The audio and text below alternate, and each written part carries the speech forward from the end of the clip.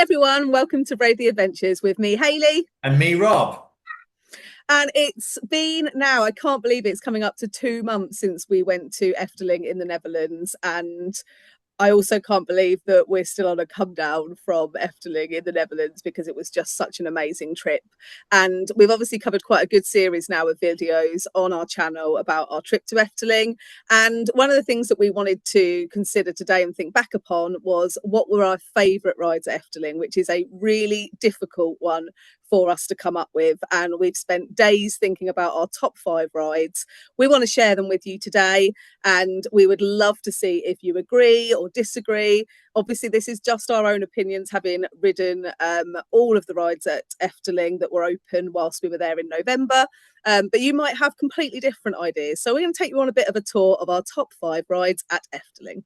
So, the one we're going to start with then might be a little controversial for some. Number 5, Hayley.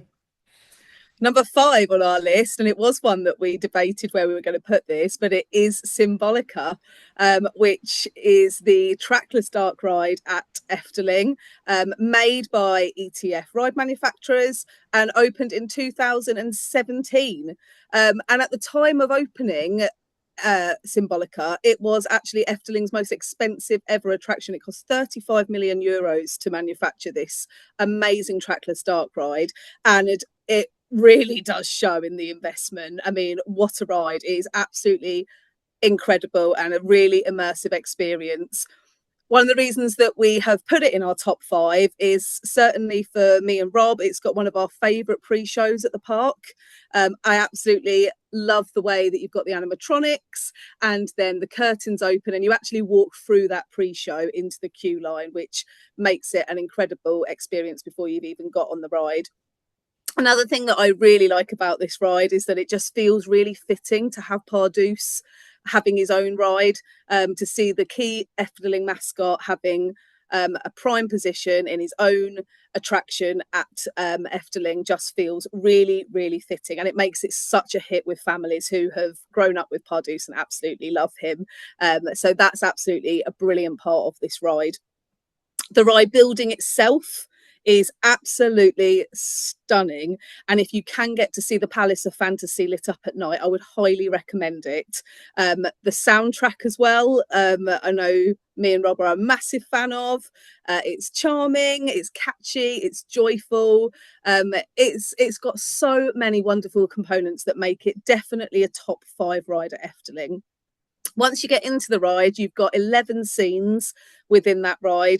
It's magical at every turn, and my personal favourite is the Botanicum, which has got the giant whale that cracks at the grass and allows the water to come through. And then you've got those 3 unique tours, which makes this a dark ride very different to a lot of other parks' trackless dark ride versions, because you've got the hero, the magic, and the treasure tour, and each 3 is slightly different.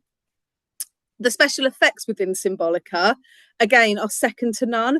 And what really makes this ride is that it doesn't rely too much on screens. And that's something that lots of people have said is why they really love this ride. Those special effects, it's not like, say, Ratatouille at Disney, which actually does really rely on those screens to get the story across. So I love the fact that we don't have that so much in Symbolica.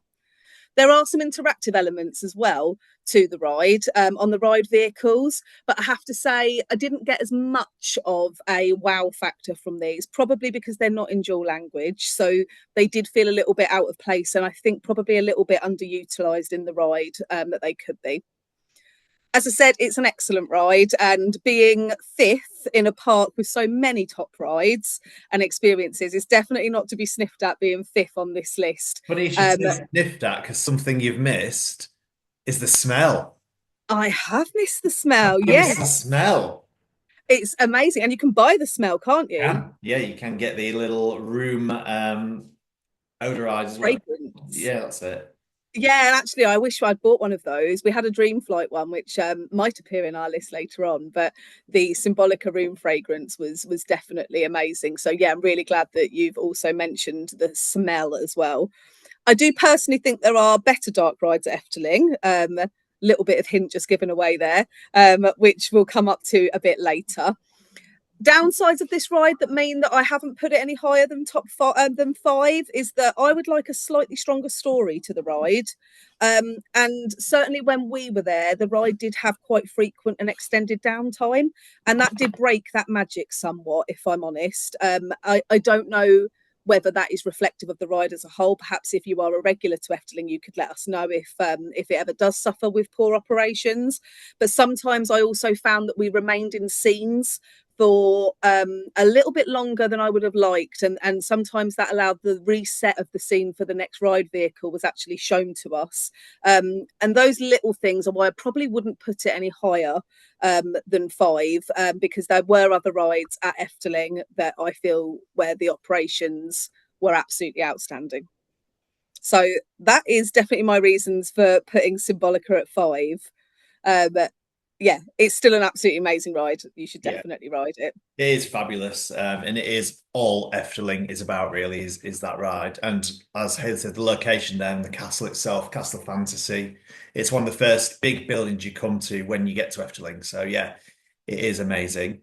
However, it is just number fifth. Number four on our list, then we're going to go to the other end of the park, and we're going to go to the Vliegen Hollander. And apologies for any of our Dutch speaking subscribers or viewers for that pronunciation there. So De Vliegen Hollander, or the Flying Dutchman. It's a water coaster which was designed by manufacturer Comeback. Now, Comeback generally only work on existing rides, they'll update rides. So this is actually their only water coaster and potentially only roller coaster that they've actually designed and built. It was due to open in 2006, but due to manufacturing delays and an issue with the boats, it was delayed till 2007. For me, this is a really immersive experience. The building itself is absolutely stunning. The ride itself talks about again, apologies for the pronunciation, Willem van der Decken is a captain of the East India Company. He is quite a greedy captain, and greed takes control, and he secretly starts practicing piracy.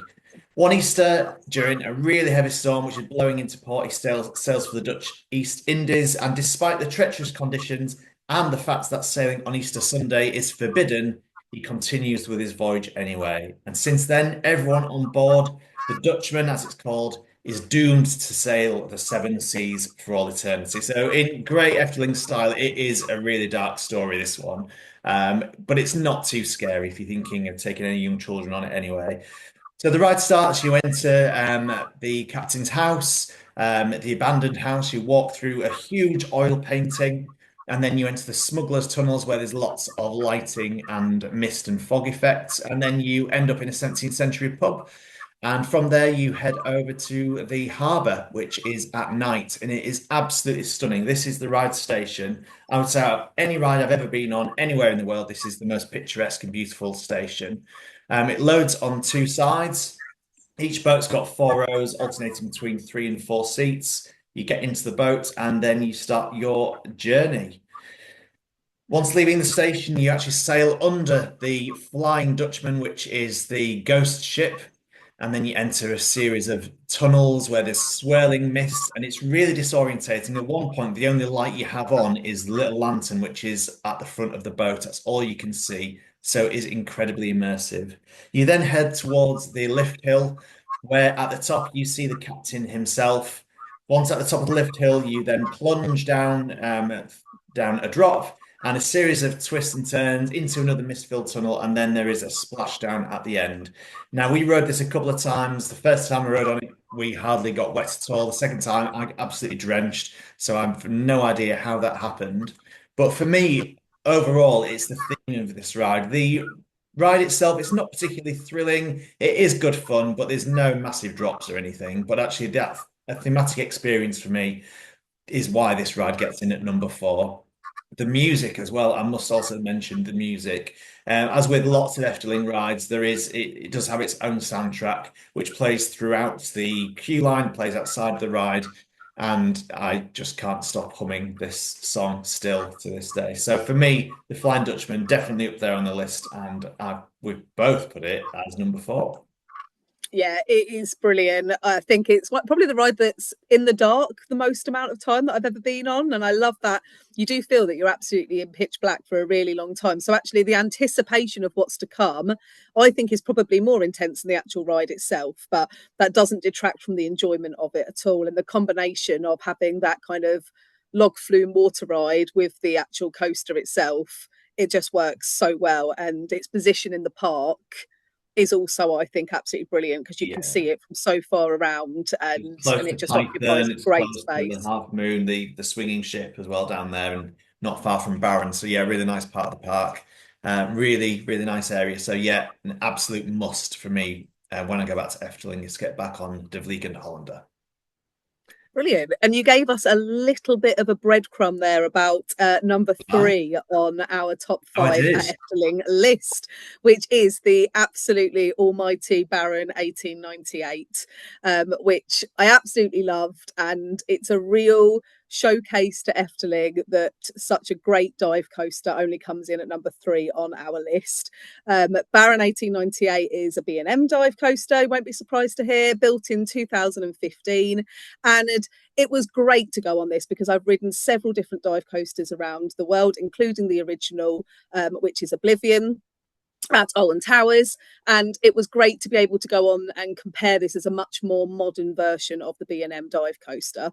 The drop on a dive coaster is obviously always going to be the thing that people are going to measure it on, and this one's drop is actually quite a lot smaller than Oblivion's. It sits at 37.5 meters drop compared to Oblivion's 57 meters. But I have to say, I personally found that it felt more intimidating than Oblivion because of you've got the views all across the park from where you can see over at that top drop, and also just the level of the mist depth underneath it that you know you're going to plunge into really does help. The other thing that makes this probably my favourite dive coaster I've ever been on is the length of the track. It's over 500 metres long, and that's 200 metres longer than Oblivion at Alton Towers, and it really does show because what they've packed in there is 2 inversions. It's got an Immelman, it's got a 0G roll, and that just stops it being a bit of a one-trick pony, which quite often is what you see with dive coasters. I love a dive coaster, but not everybody is a massive fan of them because they are short, they're over very quickly, and once you've had that first drop, sometimes there isn't really anything else. And Baron is not like that. So even though there was that shortness of the ride, I had so much enjoyment on it. What I loved about Baron was just the absolute sublime operations of that ride. And we rode it many, many times on every row, on both cars, and in daytime, in night. Rode it at the beginning of the day, we rode it in the rain. We rode that ride so many times, and every single time the operations were just outstanding in terms of how they manage filling their capacity on that ride, and particularly the single rider option on that ride is second to none. There is nothing like it. It is so organised, and they manually are counting out each of the capacity. There is never a spare seat on Baron. They fill that ride and it just runs so smoothly. And I really love that. That really added just to the enjoyment of that ride for me, was just how swift the operations are. Then when you get into after the main queue line, you've got an amazing pre-show, which again we don't see very often with dive coasters. It's quite hard to theme them, and absolutely love that soundtrack that's actually composed by the Brussels Philharmonic Orchestra as well. So no expense has been spared on creating the atmosphere of that ride. And it's one of my favourite of the Efteling soundtracks as well. You can listen to it outside the park and you'll just want to continue listening because it is breathtaking. The ride itself and the pre-show, just to build up the excitement of the ride, really focuses on the story of the spirits of the wise women who create that impending sense of excitement and anticipation with their eerie words about the doom of the mine shaft, as it were, as you are about to ascend the lift hill.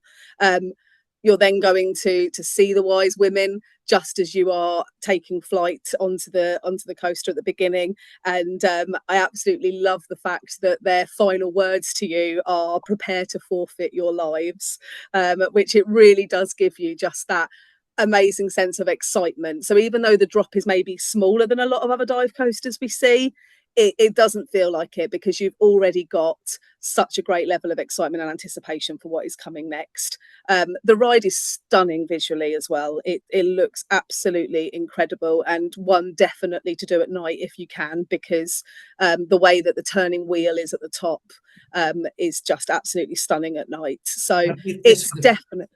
this was Pardon? this was a filler ride as well, I believe, before Symbolica opened. Oh, okay, I didn't know that. Yeah. Yeah, it's brilliant. It takes kind of center stage. It's got lake around it. It's absolutely brilliant. And considering it's coming up to its 10th year, it's running like new, and it's incredibly smooth to ride. For me, out of all the coasters at Efteling, it's number one. And if we were doing a coaster list, for me, it would be easily number one coaster at Efteling. I could ride it time and time again. So good. With those quick operations as well, it is very rideable. It's brilliant. I just absolutely loved Very it.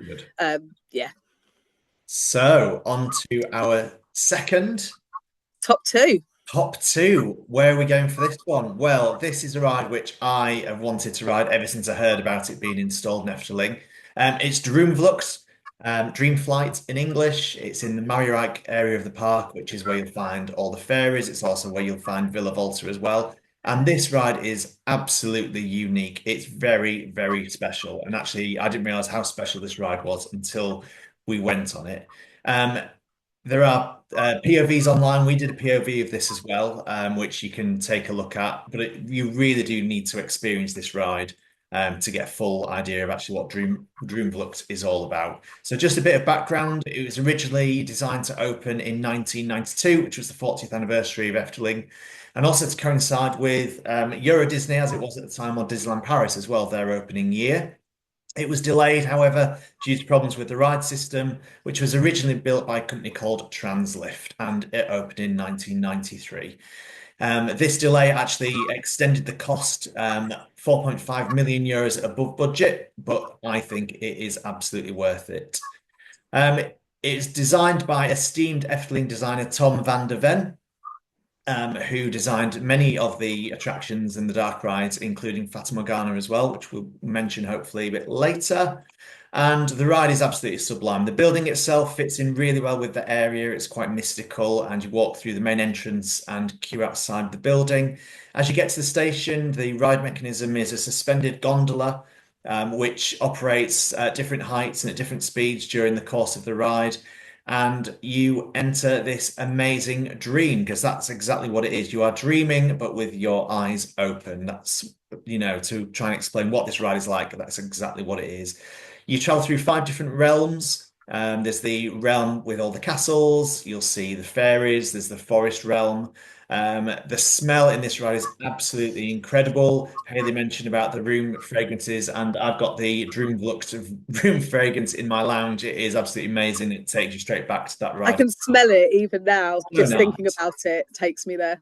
So nice. The ride itself lasts for between 5 and 6 minutes. Again, there is another epic soundtrack, which was composed by Ruud Bos, who also composed music for Vogelrok and Villa Volta, and also Fata Morgana as well. So it's really within that style of Efteling. It's this symphonic sound, and it travels with you all the way through each of the different sequences. You enter a heavenly realm as well, which is actually my favorite. Not so much yours, Hayley, but this is where you've got these suspended planets with castles on, and for me, it's just magical. Towards the end of the ride, you head up into the roof, and you go through into the final realm, where you spiral down at quite some pace, actually. And It was definitely faster than I was anticipating. It woke me up from my dream. it did. It's about 13 meters, I think, you're falling. This is when you're actually falling out of the dream. It's nearly time to wake up. You see trolls and fairies in the waterfall. It's constantly raining in there. There's loads of water in this ride as well. You don't get wet, but it just really has that effect.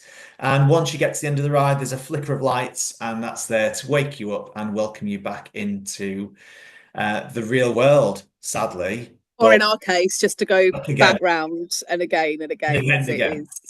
it Yeah, is a it is ride that I could ride forever. absolutely stunning, this ride. There is nothing like it anywhere in the world. There's obviously suspended dark rides, but nothing, I don't think, as magical as Dream Vlux. No. It's got a very special place in the hearts of people that visit Efteling, and the park is very proud of its attraction, even though it's over 30, well, it's coming to 32 years of age. So it's Which is bonkers because it does not feel like it at all. It could be a new ride introduced tomorrow and you wouldn't know. And it works perfectly. You know, the music's working brilliantly. They've maintained the ride system and the music systems and the soundtracks so well in that ride. Um, it's incredibly hard to beat, actually. Is there anything you don't like about Dreamflight? nothing. No, I love it. For me, I it's twice. I don't like the queue line. I hate the queue line. Well, it's That is funny my you should say only that because thing. that queue line was developed after the original queue line. So the original queue line was actually inside the building, but Which would be better, yeah. they didn't anticipate that the ride would be so popular and busy, so it's not big enough. So that internal X queue line is now used as an event space. Yeah, which would make sense, and it is a bit of a cattle pen queue line, isn't it? And that's why that's the only bit that doesn't have that magic of Dream Flight for me. But it makes perfect sense what you're saying because it's such a popular ride. Like it is busy all day from opening to closing. After 32 years of operation, it's one of the busiest rides there. It Saying attracts that one of the longest the queues. longest we queued, I think it was about 10 minutes, wasn't it? So the queue does Yeah, move down really but I quick. did see the queue, I think, for nearly an hour during whilst we were there, and it was an off-peak day, so it does really rise in terms of popularity, as it should, because it is wonderful It's a and must. pretty hard to beat, I would say. It is hard to beat. However, we have got our number one, which is probably no surprises to those of you who've seen our other Efteling videos. It is Dance Macabra. So this is brand new for 2024, was the ride which replaced Spoke Slot, which was another much loved Efteling attraction, and the Haunted Castle. Dance Macabre is the first of its kind in the world. It's an intimate motion, dynamic motion stage. We do have a full video on Dance Macabre, so we won't go into detail on every single aspect of this ride, but just to say it is absolutely incredible. The queue line itself is very, very immersive. It is slow moving. You move through in batches, but once these batches move, you do get through fairly quickly, and there's lots and lots to see within that queue line as well. You go into the abbey, this ruined abbey, and the Dance Macabre starts. You take your seats on this in these choir pews, and then the action and the magic starts. You start spinning with the music. You see lots of animatronics. There's some amazing effects in there. We can't do it justice on this video. Do please take a look at our Dance Macabre video out there, and you'll hopefully understand why this ride has made it our number one.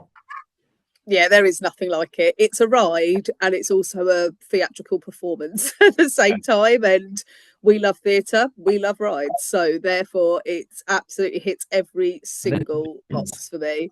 Theme And Park it's Insanity. I won these pins from a wonderful channel, Theme Park Insanity. So thank you, Joe.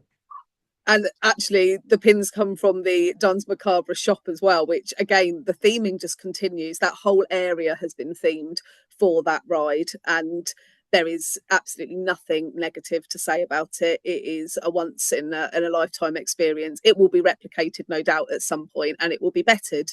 But for now, with it being the only one of that ride system in the world, and with the fact that it is paying homage to previous Efteling rides of Spoke Slot, using that soundtrack, it's unparalleled. There is nothing that would beat it, and it's a worthy winner of our number one in a very very difficult top five. And we can't wait to hear about your top five.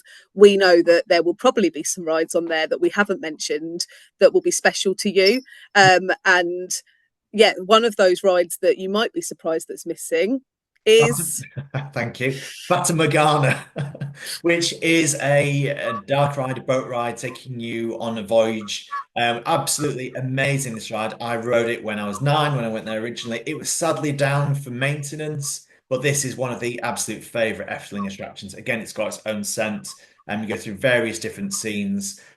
So yeah, we really are looking forward to getting onto Fata Morgana next time we're back. I was devastated to miss it because it is such a firm favourite at Efteling, and just wanted to make it clear that it may well have been a contender in our top 5 had we been able to ride it, but we wanted to be fair to the rides that we were able to get on during our visit to Efteling in November. But what do you think? Do you agree with us on our top 5? Are there rides that you feel that we've unfairly missed out? Would you like a different order of the top 5 rides that we've given at Efteling? We'd be so interested to see your thoughts, and for you to pop a comment in if you want to let us know any kind of alternative thoughts on your top 5. We thank you all so much for your ongoing support of the channel, particularly to our Dutch subscribers, who we've been really humbled by your support for our small channel. So if you're not a subscriber already, please do drop a like and a subscribe to us. Lots more theme park content to come. Hopefully an Efteling visit again in the future, not too soon, not too far away. But in the meantime, we'll continue to bring lots of Efteling content because there is just so much to say about this wonderful park.